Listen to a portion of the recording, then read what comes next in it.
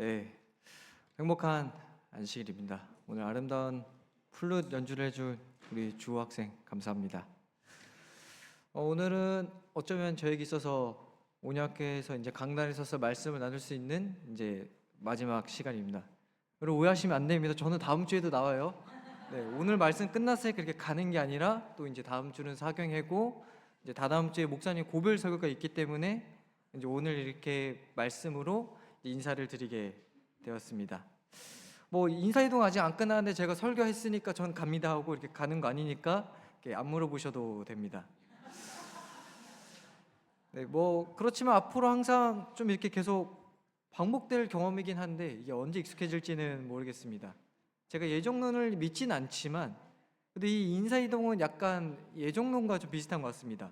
부임할 때부터 뭐가 결정돼 있냐면 언젠가는 인사이동이라는 것이 결정돼 있는 그게 사실은 이제 뭐 저희 삶이고 또 교회가 늘상 경험하는 거기 때문에 어떻게 보면 만남과 이별을 반복해서 살아가는 게 우리가 아닌가라는 생각이 듭니다. 제가 좀 이렇게 좀 찾아보니까 22년에 제가 처음 온양교회에 왔을 때가 이제 임시 전도사로 오기 전에 미루 인수인계를 받기 위해서 방문을 요청하셔서 오게 되었습니다. 그리고 23년도에는 온양교회가 부목을 받게 되고 저도 마침 목회 시험에 붙어서 쭉 남아서 지금까지 있게 되었어요. 개인적으로 저에게 있어서는 30대를 전부 여기서 보내게 되었습니다. 참 엊그제 같은데요, 그쵸? 엊그제 같은데 돌이켜보면 시간이 참 훌쩍 지나가 버렸다는 생각이 드는 것 같아요. 이상한 건 시간이 빠르다는 거는 우리가 언제 느끼냐면 이렇게 안녕이라고 인사해야 되는 순간이 되어야만 시간이 좀 빨랐구나 이렇게 느끼게 되는 것 같습니다. 이게 지금 내가 어떤 시기를 살고 있고 어떤 생활을 하고 있는지는 지금은 잘 못 느끼는데 뭐 안녕히 계세요 이렇게 인사하게 될 때가 되면은 시간이 정말 빨랐다 손살 같았다 이렇게 느끼게 되는 것 같습니다. 제가 여기에 와서 가장 많이 변화된 것이 있는데 이제 첫 번째는 뭐냐면은 코로나로부터의 변화입니다. 기억나실지 모르겠지만 제가 처음에 온약교에 왔을 때는 모든 성도님들이 마스크를 쓰고 있었어요. 그래서 저에게 이렇게 누구누구입니다 이렇게 알려주시는데 사실 알 수가 없었습니다. 저는 한 사람이지만 많은 분들이 마스크를 쓰고 계시니 이렇게 알려주시는데 한 달이 지나고 두 달이 지나도 얼굴 익히기가 쉽지 않았습니다. 두 번째 변화는 제 운전 실력의 변화입니다. 아마 제가 오고 얼마 되지 않아서 22년도에 제 차를 타신 분들은 아실 겁니다.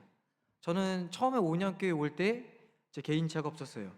그리고 차를 제대로 운전해 본 적이 없었습니다. 그러다 보니 정말 누가 봐도 초보처럼 순간순간마다 아마 가슴이 철렁거리게끔 제가 운전을 했어요. 차량 운행을 하면서 몇 달간 제 차를 집사님들은 기도를 많이 하시고 타셨을 것 같습니다. 그 제 차를 타신 분들은 아마 공감하실 텐데 저는 아주 가까운 거리를 가더라도 꼭 내비게이션을 켜고 딱 알려주는 길대로만 운전을 합니다. 왜냐하면 제가 처음 차를 탔을 때부터 뭐가 있었냐면은 이제 내비게이션이 있었고 거기에 너무 익숙해져 있어서 저도 애초에 길을 잘 못 외우기 때문에 늘상 그거를 보고 가요. 제가 내비 없이 운전할 수 있는 길은 뭐랄까요, 그 온양에서도 제 집 주변 정도만 갈 수가 있습니다. 아마 길을 잘 아시는 집사님들은 좀 답답하셨을 것 같아요. 그렇지만 저는 지금도 내비가 알려주는 길대로 가는 것이 또 편합니다. 우리가 내비를 꼭 봐도 되고 꼭 보지 않아도 되지만 하나님께서 또 인도하시는 또 삶의 내비게이션은 다른 것 같아요.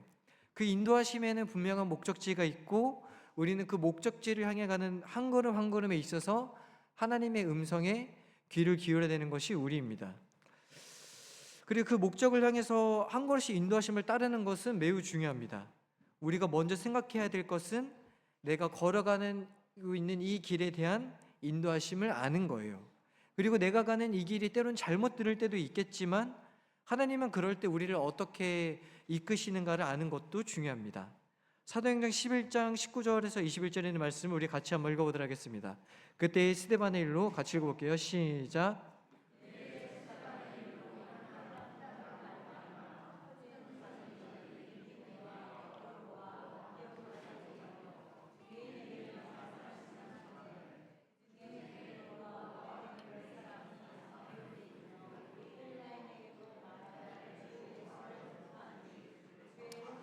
그들과 함께 하심에 수많은 사람들이 믿고 주께 돌아오더라. 네, 감사합니다. 자, 지금 이 말씀 앞에 스데반이라는 사람의 순교를 당한 뒤에 이제 사울의 어떤 맹렬한 핍박, 정말 엄청난 핍박으로 인해서 예수를 믿는 사람들이 다 흩어지게 됩니다. 도저히 예루살렘에 머물기가 어렵기 때문에 다 흩어지게 돼요. 이 말씀을 여러분 잘 보시면 흥미로운 게 있습니다.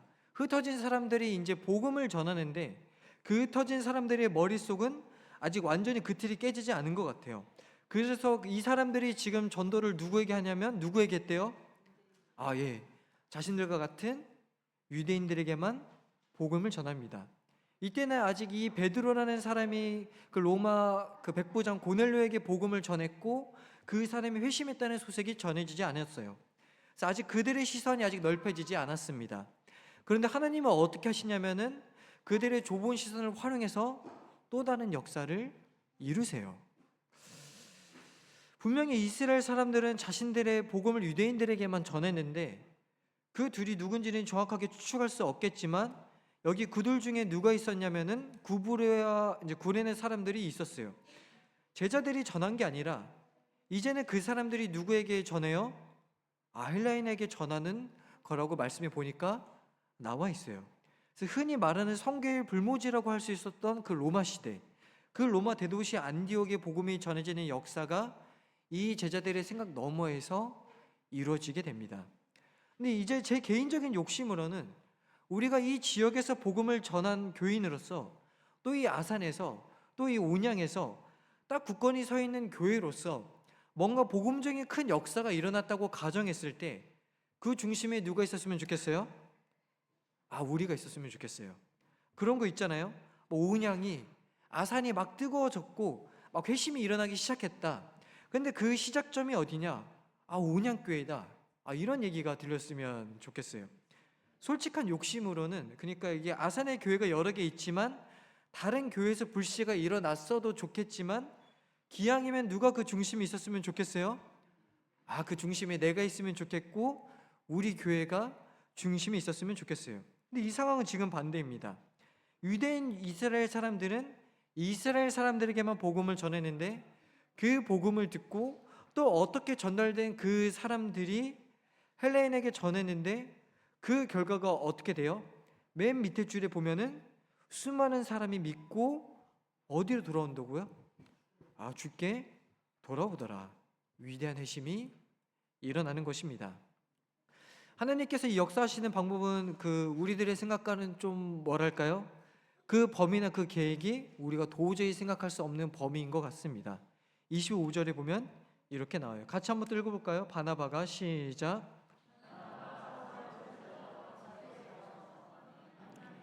안디옥에 데리고 와서 둘이 교회에 1년간 모여 있어 큰 무리를 가르쳤고 제자들이 안디옥에서 비로소 그리스도인이라 일컬음을 받게 되었더라.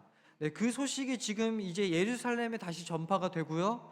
그 예루살렘으로 누가 파견되냐면은 이제 바나바가 파견이 됩니다.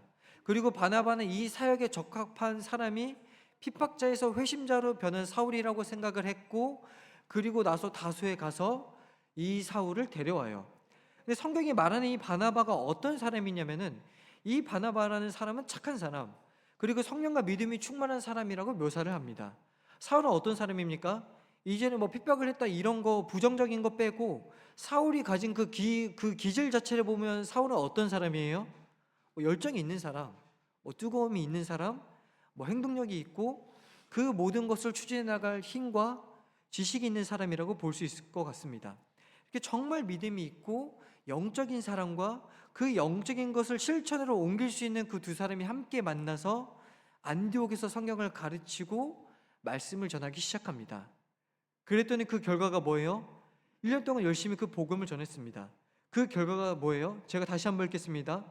바나바가 사울을 찾으러 다소에 가서 만남에 안디옥에 데리고 와서 둘이 교회에 1년간 모여 있어 큰 무리를 가르쳤고 제자들이 안디옥에서 비로소 그리스도인이라 일컬음을 받게 되었더라. 그렇게 해서 1년 동안 했더니 그 다음에 이제 무슨 이름이 나와요? 그리스도인이라 일컬음을 받게 되었다. 근데 왜 그리스도인이죠? 그쵸? 다른 표현들 많잖아요. 근데 그리스도인이죠? 우리 주석은 이걸 이렇게 해석합니다. 제가 읽겠습니다. 이들 새 이방인 회심자들이 안디옥 교회에 동참했을 때 이전에 어떤 이름도 국제적인 전체 조직을 포함하지 못했다. 그러니까 다른 어떤 이름을 불러보려고 얘네가 정체가 뭘까? 얘네 호칭을 어떻게 할까를 고민을 하는데 이게 딱 그 단어를, 그 마땅한 단어를 찾을 수가 없는 거예요. 그들은 모두 더 이상 나사렛인도 갈릴리인도 헬레나 유대인도 아니었으며 따라서 안디옥 사람들의 눈에는 어떻게 지금 보였다고 말하고 있습니까? 특이한 혼종으로 보였을 것이다. 그러므로 라틴어 어미를 지닌 헬라어 즉 혼종어인 그리스도인이 그들에게는 어울리는 것으로 보였다. 처음에는 조롱하는 말이었지만 후에는 영광스러운 이름이 되었다. 도저히 이 사람들을 부를 용어가 마땅히 없는 거예요. 이걸 자기들이 원래 갖고 있는 단어로는 이게 표현이 안 되고 그 사람들의 그 행동을 정립해서 말하기가 참 어렵고 그런 그들을 하나씩 하나로 묶어서 표현할 수 있는 단어가 있었는데 그게 뭐예요? 그리스도인. 그러니까 우리가 지금 서로 당연하게 부르는 이 그리스도인이라는 말은 예수를 믿는 사람들을 표현하기에 가장 적절한 말이었다는 그런 뜻입니다. 그들만의 특색이 있어요. 그 특색이 뭐냐면은 이 사람들의 삶 속에서 그리스도, 즉 예수를 빼고서는 이 사람들을 설명할 길이 없다는 것입니다. 특색이 없어져요. 그러니까 사람들이랑 다 똑같이 뭐 밥 먹고 똑같이 생활하고 똑같이 출근하고 똑같이 사람을 만나고 똑같이 생활을 하는데 그 안에 그리스도라는 것이 포함이 되는 순간 이 사람들은 뭔가 다른 것입니다. 이 사람들은 뭔가 우리들과 다른 결을 갖고 있는 그러한 사람들이 되는 것입니다. 그러한 배경에서 정해진 호칭이 내려오고 또 내려오고 내려와서 오늘 우리가 걸어가고 있는 그 길이 그리스도인이라는 길이 된 것입니다. 근데 우리가 어디에 갔을 때 교회 다니세요? 뭐 크리스천이세요? 하나님 믿으세요? 이 표현이 갖고 있는 무게가 상당한 것입니다. 또 거기서 오는 부담감도 상당할 때가 있는 것 같습니다. 제가 따로 말씀을 안 드렸는데 대부분 모르시겠지만 제가 신창 쪽에 있는 복싱체육관을 올해 가을부터 좀 다녔었습니다. 모르셨죠? 네, 근데 체육관에 가면은 저만 배우는 게 아니니까 또 다른 사람들도 있지 않겠습니까? 근데 어느 누구도 그 체육관을 다니면서 자기 직업을 밝히면서 배우는 사람들은 없단 말이죠. 생각해 보세요. 제가 딱 배우러 가서 안녕하세요. 저는 목사입니다. 운동 배우러 왔어요. 사실 이런 사람은 없잖아요. 맞죠? 그냥 운동 배우러 온 사람일 뿐이지. 근데 그렇다고 제가 저를 감춘 것은 아닙니다. 말하지 않았다일 뿐이지 누가 물어보면은 저는 직업이 뭐예요라고 누가 물어보면은 저는 목사입니다. 이렇게 이야기를 합니다. 이렇게 별일 없이 운동을 쭉 배우던 도중에 이게 한 달 정도가 좀 지났을 때 좀 일찍 간 날이 있었습니다. 우리 교회 예전에 종종 이렇게 방방타로 중고등학생들이 좀 오지 않았습니까? 그 애들이 거기에 있는 거예요. 그 저를 보자마자 첫 마디가 재림교회 목사님이다. 이렇게 크게 외치는 겁니다. 그러고 났으니까 이제 몇 사람들이 저에게 와서 질문을 하는 거예요. 목사님이셨어요? 사실 제가 얼굴이 착하고 순하게 생겼지만 다들 그렇게 생각하시죠? 웃는 거 보니 저만 그렇게 생각했던 것 같습니다. 제 얼굴에 목사라고는 이렇게 적혀있진 않잖아요. 그쵸? 한 번도 저를 그렇게 불러보지 않았는데 갑자기 이렇게 몇몇 분들이 오셔서 목사님하고 오시더니 하나님은 벌을 내리시는 분이신가요? 이거를 체육관에서 저에게 물어보는 겁니다.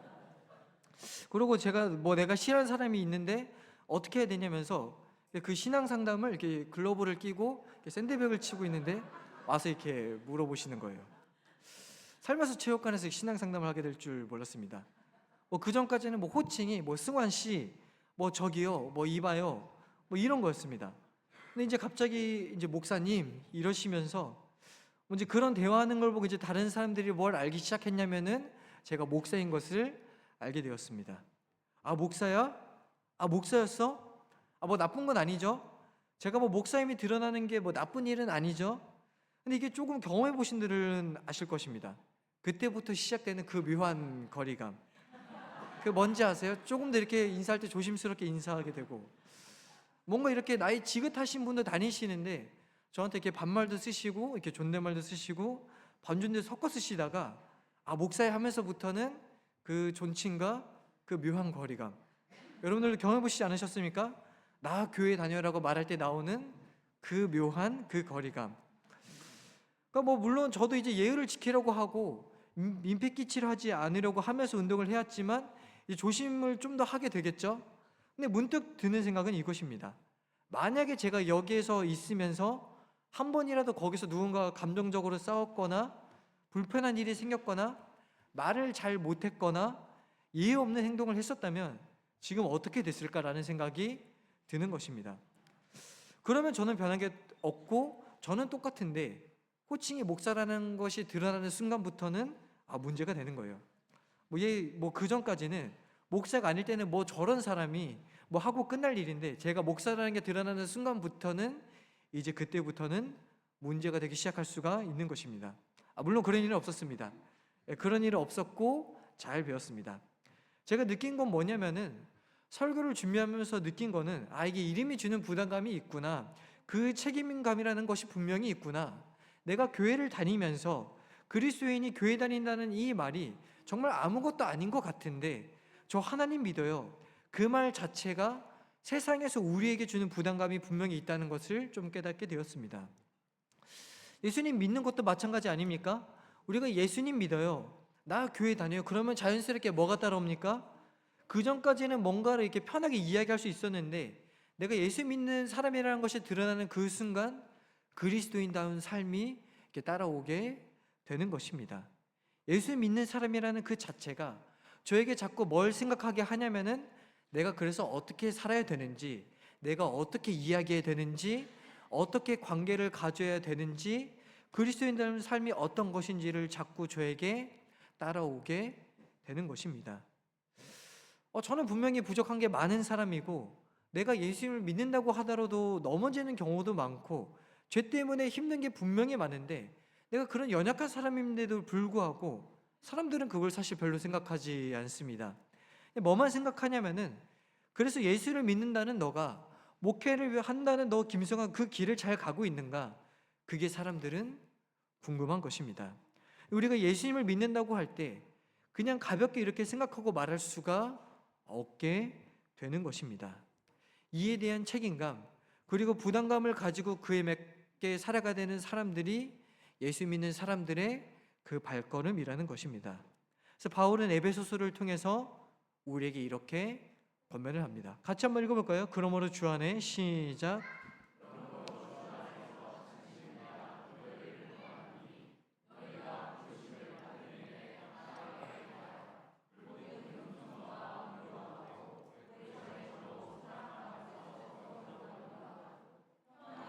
줄로 성령이 하나 되게 하신 것을 힘써 지키라. 네, 감사합니다. 너희가 부르심을 입은 부르심에 어떻게 하래요?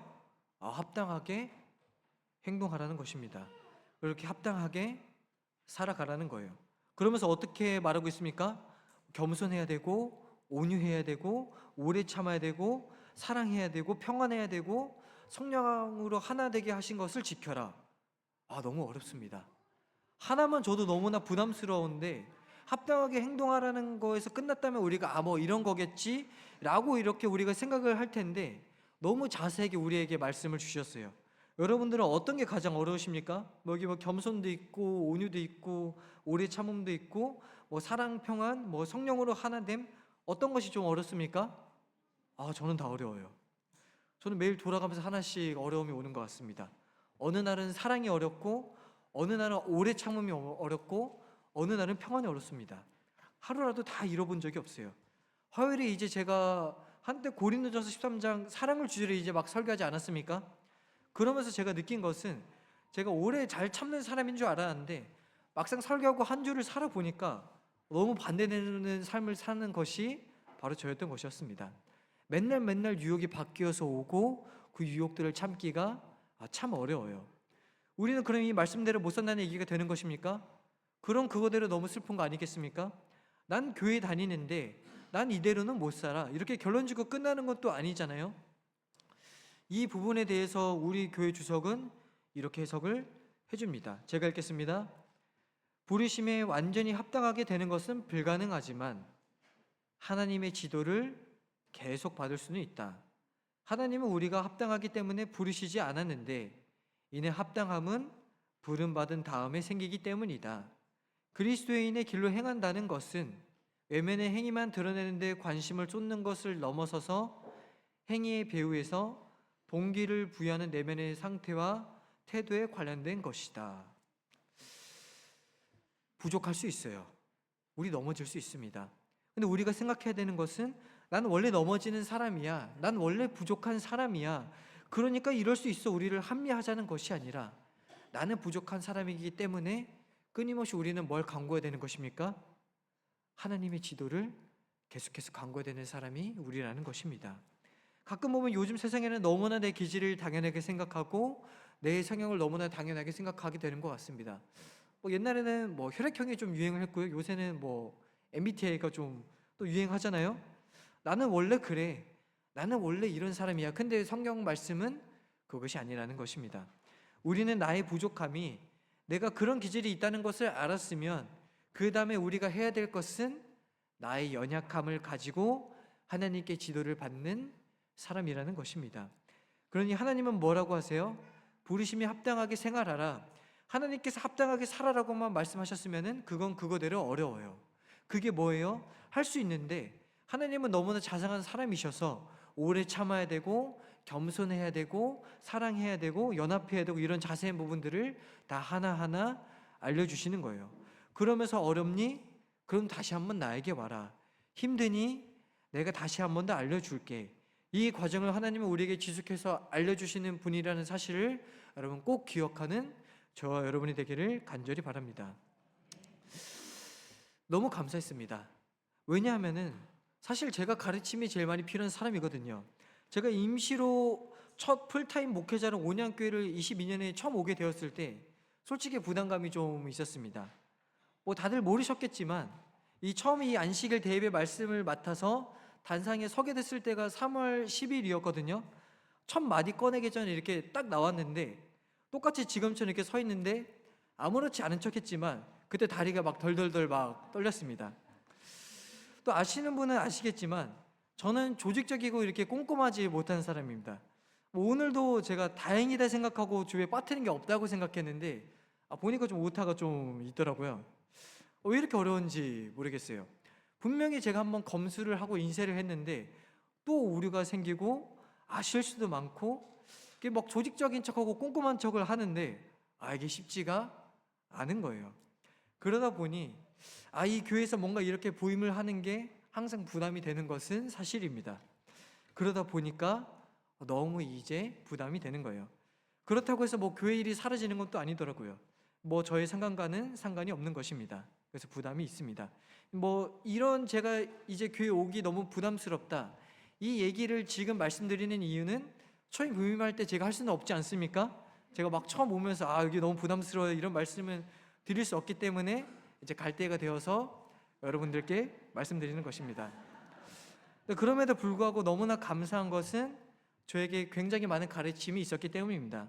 목회에 대한 가르침이 있었고요. 성도님들의 인생들에 대한 그 가르침이 있었고요. 또 제자훈련을 같이 했었던 성도님들의 그 나눔 속에서도 정말 많이 배우고 행복한 시간이 되었습니다. 청년들과 그 밑에 학생들 또 아이들의 삶 속에서 저에게 주는 가르침들이 정말 많이 있었습니다. 그래서 4년간 정말 많이 배울 수 있었어요. 저에게 필요한 가르침은 단순히 일에 대한 가르침뿐만이 아니었습니다.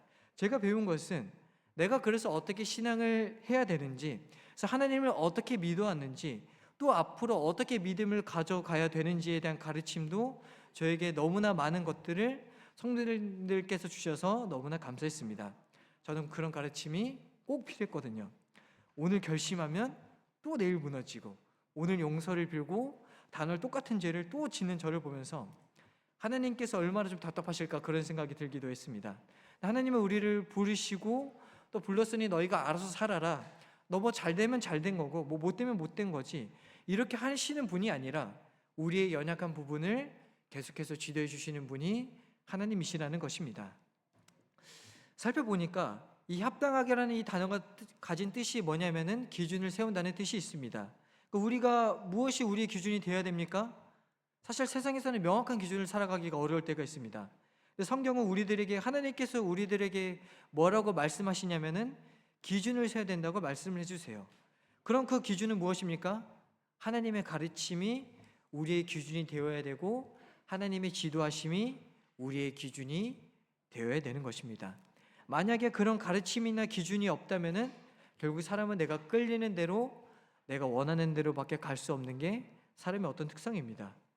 우리가 분명히 지켜야 될 가치가 있고 그 기준이 있는데 바울은 우리들에게 이렇게 이야기를 해줍니다. 로마서 6장 같이 한번 읽어볼까요? 그런즉 시작.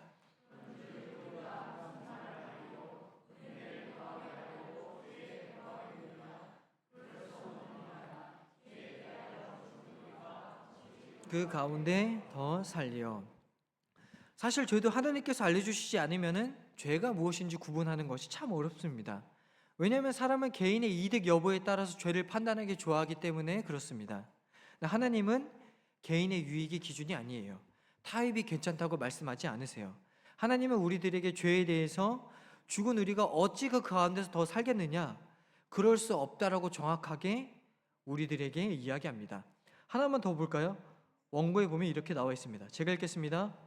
자신의 영혼의 주의를 기울일 시간을 갖지 않는 사람들, 자신들이 하나님의 사랑 안에 있는지 어떤지를 매일 점검해 볼 시간을 내지 않는 사람들, 빛의 통로에 자신들을 둘 시간을 갖지 않는 사람들은 사단의 암시에 관심을 가질 시간을 낼 것이요 휘말려들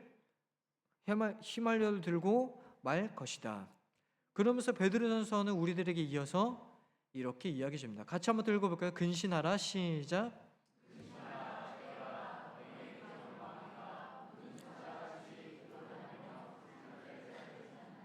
네, 감사합니다. 표현을 좀 찾아봤습니다. 우는 사자.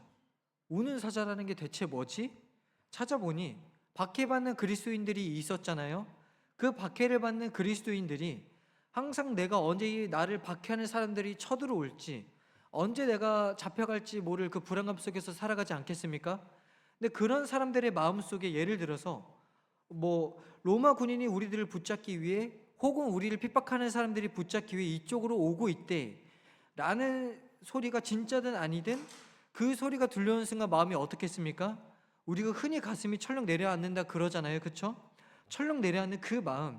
그래서 이 그리스도인들에게는 그들을 박해하기 위해 찾아오는 그 사람들, 나로 하여금 예수님을 떠나고 하나님의 기준에 살지 못하고 정말 사단의 그 어떤 암시를 더 쳤도록 만들게 하기 위해서 나를 찾아오는 그런 대상들을 생각할 때 떠올릴 수 있는 이미지가 우는 사자인 것입니다. 그냥 어슬렁 다가오는 사자가 아닌 정말 먹이를 잡기 위해서 막 맹수처럼 포효하면서 달려오는 그 사자 같은 모습일 것이라 사람들은 생각을 하는 것입니다. 그것을 묘사하기에 이보다 더 적합한 표현은 없는 것입니다. 그 얼마나 맹렬하고 살기 등등한 움직이겠습니까? 단순히 여기서만 끝난다면은 우리도 염려해서 끝날지 모르겠어요. 이 다음 말씀도 우리에게 하나님께서는 허락해 주셨습니다. 같이 한번 또 읽어볼까요? 너희는 믿음을 굳건하게 하여. 시작.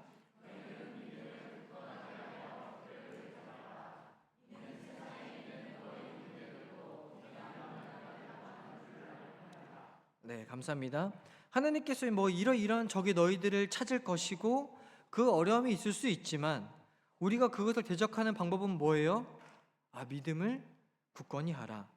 여기 나온 이 믿음을 굳건하게 하라는 이 부분은 우리가 지금까지 살펴봤던 하나님의 가르침, 말씀을 통해서 부르심에 합당하게 살아가도록 하시는 그 가르침과 뜻이 이어집니다. 특별히 또 위로가 되었던 부분은 뒷부분입니다. 너희 형제들도 동일한 고난을 당하는 줄을 알미라. 여러분, 이 말씀은 뭐예요? 이 싸움이 나 혼자 왜 이렇게 싸워가는 싸움이 아니라는 거예요.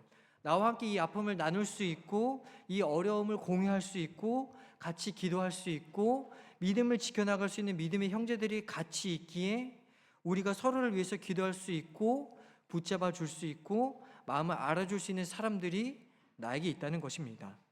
누구입니까? 우리 모두예요. 우리 모두. 저도 포함되겠죠? 뭐 인사 이동했으니 이제 저 목사님 가니까 이제 거기에 포함 안 되고 뭐 새로운 목사님 뭐 이것이 아니라 뭐 우리 다 같이 동일한 고난을 당하고 같은 어려움을 이겨내는 그러한 사람들이 우리임을 이 시간 다시 한번 생각하게 되고 위로받게 되기를 간절히 소망합니다. 네, 마지막 이야기입니다. 이전에 제가 인터넷에서 봤던 글인데요. 여행이 즐거운 이유는 무엇인가였습니다. 여러분은 여행이 언제 좀 즐거우십니까? 또 어떤 여행이 좀 가장 즐거우셨나요? 뭐 아마 여러 가지 이유가 있겠죠? 또 가장 즐거웠던 여행지도 아마 다 다를 것입니다. 제 마음을 울리는 한 문장은 이것이었습니다. 여행이 즐거운 이유는 돌아갈 곳이 있기 때문이다. 맞는 말인 것 같습니다. 똑같이 거리를 베고 돌아다니지만 방랑자나 떠돌이가 아닌 여행일 수 있는 이유는 돌아갈 곳이 있기 때문입니다. 마찬가지로 우리는 이 땅에서 돌아갈 목적지가 있기에 인도하시는 하나님이 계시기에 소망을 가지고 삶을 살아갈 수 있습니다. 우리의 삶이 돌아가 하늘을 바라보면서 행복한 삶이 되기를 예수님의 이름으로 소망합니다. 목회를 하면서 제가 돌아갈 수 있었던 것은 언제나 온양교회였던 것 같아요. 사랑하는 성도 여러분, 사실 정말 아쉬운 것 같습니다. 너무 귀한 곳에서 이제 여러분들과 같이 4년 동안 길다면 길고 또 짧다면 짧은 시간이죠. 여러분들과 함께 정말 이 시간이 참 행복했습니다. 초반에 말씀드렸듯이 엄밀히 말하면은 올 때부터 갈게 예정되어 있던 사람이었기 때문에 그저 가게 되는 것 같습니다. 다만 이 시간에 혹여라도 저로 인해서 마음이 상하셨다, 불편하셨던 분들이 계시다면 용서해 주시길 바랍니다. 혹 저의 부족함으로 인해서 일이 떠맡겨지고 중하게 되어서 괴로운 분이 계셨다면 역시 또한 죄송하다는 말씀을 드립니다. 이러한 큰 아쉬움이 있음에도 감사할 수 있는 것은 우리가 후에 다시 우리가 만났을 때 믿음에 굳게 서서 서로를 반기게 될 줄을 믿기 때문입니다. 지금은 연약할 수 있겠죠? 부족할 수 있겠죠? 그러나 한 걸음 한 걸음 더 나아가면서 또 꿈을 꾸면서 오늘 이 순간보다 우리가 다시 만났을 때 더욱더 믿음 안에서 굳건하게 성장했을 줄로 믿습니다. 같이 믿음을 가지고 4년 동안 함께 기도했던 우리가 이 시간이 지나고 하늘에서 만날 때, 물론 그 전에 다시 한 번 더 만나겠죠? 우리가 다시 만나게 됐을 때 주님과 함께함이 어제보다 더욱더 즐거워졌음에 주님의 말씀이 내 삶의 풍성이 되어서 또 나타날 수 있게 됨을 간절히 소망합니다. 우리들 마음의 분명한 기준으로 또 하나님께서 가르쳐주신 그 가르침을 우리의 마음의 양분으로 삼아서 이 안식일을 보내시고 또 믿음을 지켜나가는 저 여러분 되길 바라면서 오늘 말씀을 마치도록 하겠습니다.